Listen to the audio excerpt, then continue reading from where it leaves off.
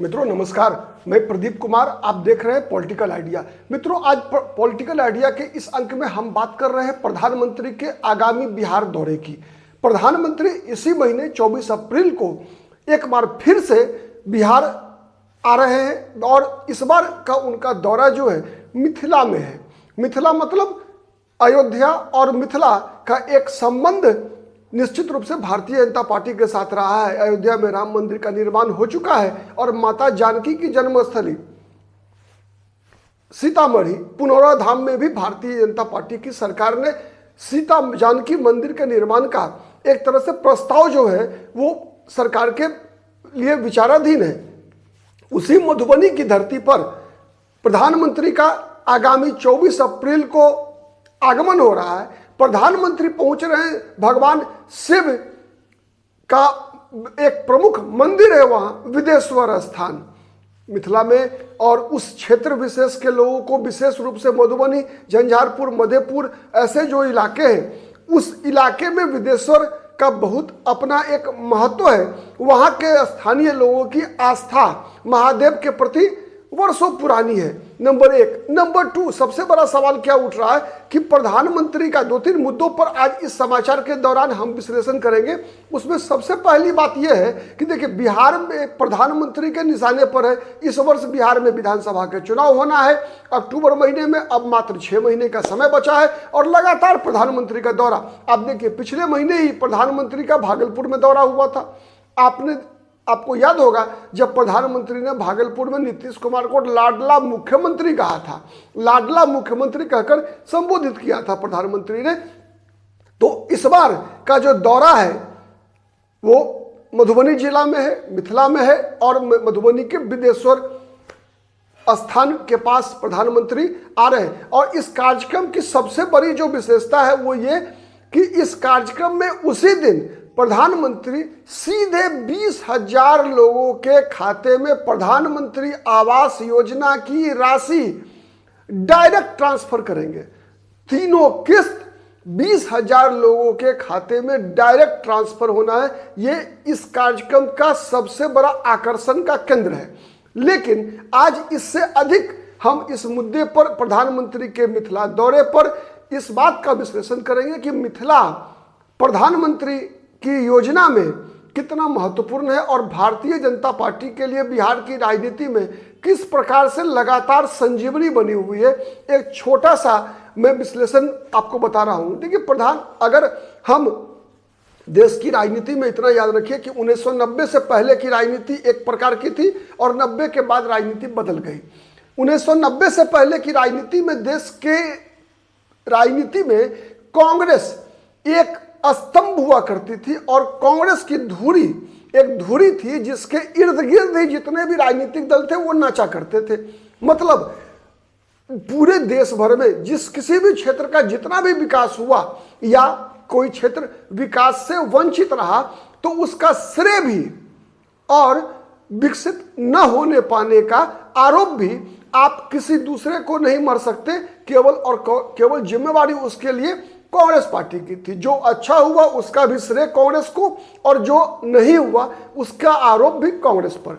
लेकिन 1990 के बाद से एक परिवर्तन आया। परिवर्तन यह आया कि राजनीति एक ध्रुवीय ना होकर बहुध्रुवीय हुई। बहुध्रुवीय मतलब कांग्रेस पार्टी तो थी, साथ साथ एक भारतीय जनता पार्टी का भी इस देश की राजनीति में धीरे धीरे ही लेकिन मजबूत होती गई। इसके अलावा स्थानीय राज्य अलग अलग राज्यों में अलग अलग राज्यों के छत्रप, जैसे बिहार की आज हम बात कर रहे हैं तो राष्ट्रीय जनता दल, पहले जनता दल के लालू यादव बिहार के एक राजनीतिक छत्रप के रूप में उभरे। उसके बाद फिर उनकी अलग पार्टी बन गई राष्ट्रीय जनता दल। जब वो जनता दल से अलग हुए उसके बाद, ठीक है, तो एक महत्वपूर्ण तो कह सकते हैं कि बिहार की राजनीति में बहुध्रुवीय हुई। फिर आगे चलकर लालू प्रसाद यादव से अलग होकर नीतीश कुमार, रामविलास पासवान, ऐसे दल कई हर दल से दलदल बनते गए। ये बिहार की राजनीति की सच्चाई है। लेकिन इस दलदल में भी अगर एक चीज जो सबसे महत्व की बात है वो ये है कि लगातार आप देखते हैं तो मिथिला के इलाके में भारतीय जनता पार्टी लगातार मजबूत होती गई। इसके कुछ कुछ विशेष कारण भी है। अगर हम याद करें तो सबसे पहला काम जो भारतीय जनता पार्टी की सरकार ने, वो सरकार थी अटल बिहारी वाजपेयी की। जब कोसी का पुल जो 1935 में भूकंप के बाद से ही मतलब टूट गया था, उस पुल का निर्माण भारतीय जनता पार्टी की सरकार ने कराया। अटल बिहारी वाजपेयी को इसका श्रेय जाता है कि मिथिला के दो हिस्सों को, जिसको भूकंप ने अलग कर दिया था, और उस भूकंप के अलग करने के बाद ना अंग्रेजों की सरकार ने और न ही उसके बाद बनी देश के अंदर कांग्रेस की सरकार ने कभी भी उसको जोड़ने का प्रयास किया। आप अनुमान लगा सकते हैं कि जब तक वो पुल नहीं बना था, मधुबनी के लोगों को सहरसा जाने के लिए लगभग 12 से 14 घंटे का समय लगता था। मधुबनी के लोग दरभंगा आते थे, दरभंगा से समस्तीपुर, समस्तीपुर से बरौनी, बरौनी से खगड़िया होते हुए, मानसी होते हुए फिर सहरसा पहुंचते थे। आप अनुमान लगा लीजिए, आज मधुबनी से सहरसा की दूरी आप कह सकते हैं घंटे भर की है। जहां 15 से 16 घंटा लगा करता था, उसकी दूरी को 1 घंटे में सिमट गया और पूरा मिथिला का 2 इलाका, कोसी और दरभंगा प्रमंडल आपस में जुड़ गया।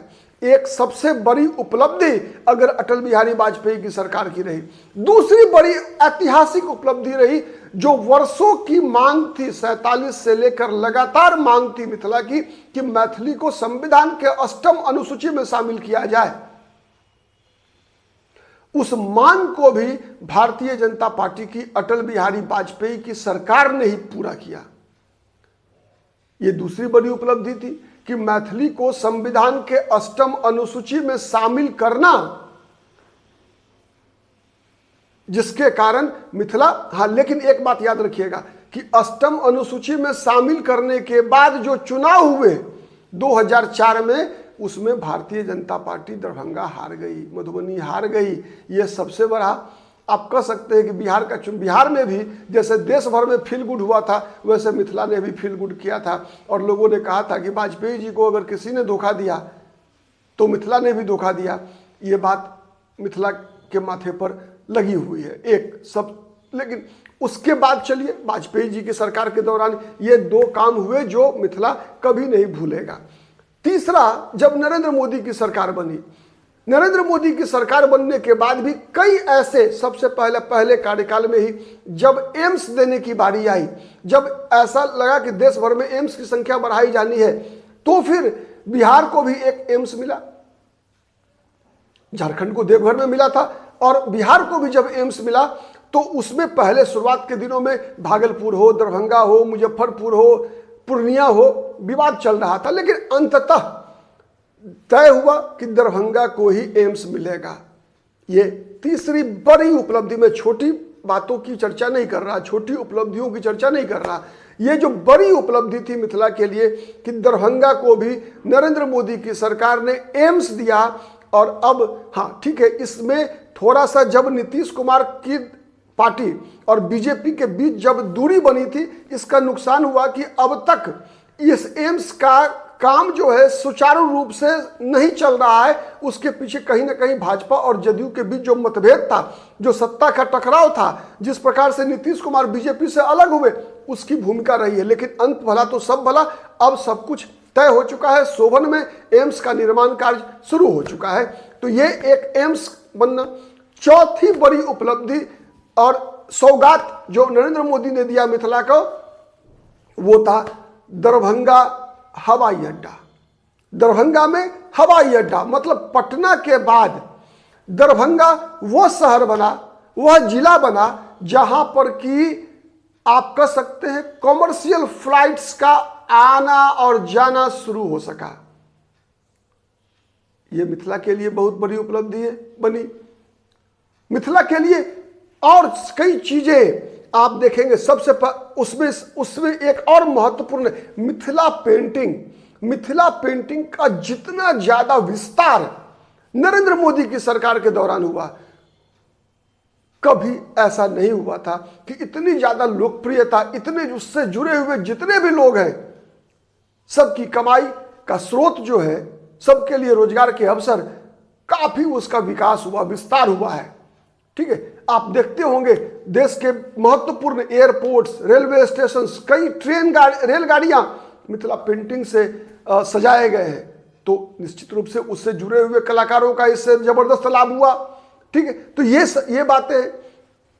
उसके अलावा अब मखाना को देखिए, मखाना को जिस प्रकार से जीआई टैग मिला और जिस प्रकार से इसका प्रचार और प्रसार मिलेट्स के नाम पर प्रधानमंत्री ने भी अपने मन की बात में कई बार चर्चा किया, उसका लाभ मखाना उत्पादक किसानों को जबरदस्त मिल रहा है। आप अनुमान इस बात से लगाइए कि नरेंद्र मोदी जब प्रधानमंत्री बने थे तो प्रधानमंत्री बनते ही उन्होंने कहा था कि किसानों की आय हम दोगुनी करेंगे, लेकिन मखाना उत्पादकों की आय इन 10 वर्षों 11 वर्षों के अंदर 4 गुना से ज्यादा हो चुकी है। मित्रों, आपको आश्चर्य लगेगा, जो मखाना प्रधानमंत्री नरेंद्र मोदी के प्रधानमंत्री बनने से पहले 200 सवा 200 रुपए किलो मिला करता था, आज सबसे नीचे की क्वालिटी के मखाना भी 1000 से लेकर 1000 से रुपये प्रति किलो से शुरुआत होती है और ये 1600 रुपये प्रति किलो तक के मखाना मार्केट में मिल रहा है। तो इससे जुड़े हुए जितने भी किसान हैं, व्यापारी हैं, सबका कहीं ना कहीं लाभ जो है जबरदस्त हो रहा है। ठीक है, तो इस प्रकार से, जिस प्रकार से चाहे वाजपेयी की सरकार के दौरान या फिर नरेंद्र मोदी की सरकार के दौरान मिथिला को लाभ मिला, उसका रिटर्न भी मिथिला ने दिया है बीजेपी को। आप देखिए, पिछली बार भी अगर 2020 के विधानसभा चुनाव की चर्चा मैं पहले करता हूं, अगर 2020 के विधानसभा चुनाव के दौरान भी अगर मिथिला माइनस कर दीजिए, केवल मिथिला माइनस कर दीजिए आप, तो आप देखेंगे कि तेजस्वी यादव मुख्यमंत्री होते।